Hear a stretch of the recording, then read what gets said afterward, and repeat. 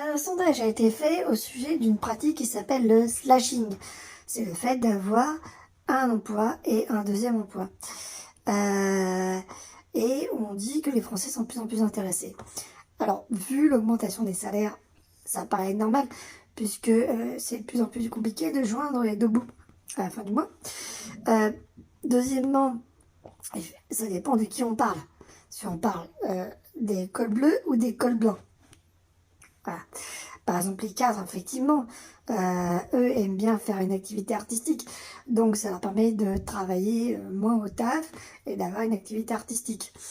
Mais le problème, c'est que le slashing peut être aussi subi. On peut prendre, par exemple, les livreurs qui ont plusieurs emplois pour arriver au bout du mois. Donc, en fait, le slashing n'est pas une très bonne idée, même si ça a l'air comme ça sur le papier, une augmentation de salaire. Pour bien que c'est une augmentation d'impôts.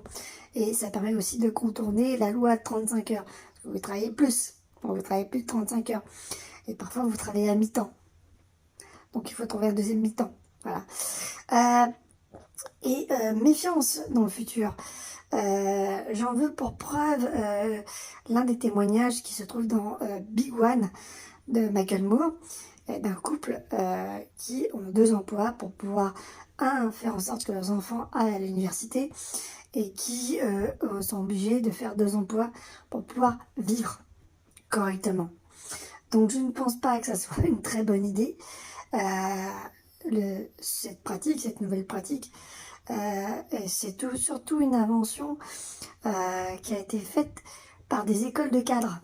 J'en ai entendu parler surtout par des amis qui bossent comme cadres dirigeants et qui, effectivement, en parlent entre eux pour le proposer à leurs salariés. Donc méfiance, méfiance. Et encore une nouvelle pratique qui va vous obliger à travailler plus pour gagner moins. Méfiance pour vous. Donc soyez très... et rappelez-vous qu'en France, on vit pour, pas pour travailler, mais on travaille pour vivre. Et donc, si vous voulez avoir des jours de repos et des loisirs, c'est bien. Mais rappelez-vous que si vous travaillez sur vos jours de repos, bah, vous n'en avez plus. Et donc, vous vous épuisez. Et donc, votre espérance de vie en bonne santé diminue. Et donc, votre espérance de vie aussi diminue. N'oubliez pas ça. Pensez à votre vie avant de penser à gagner plus.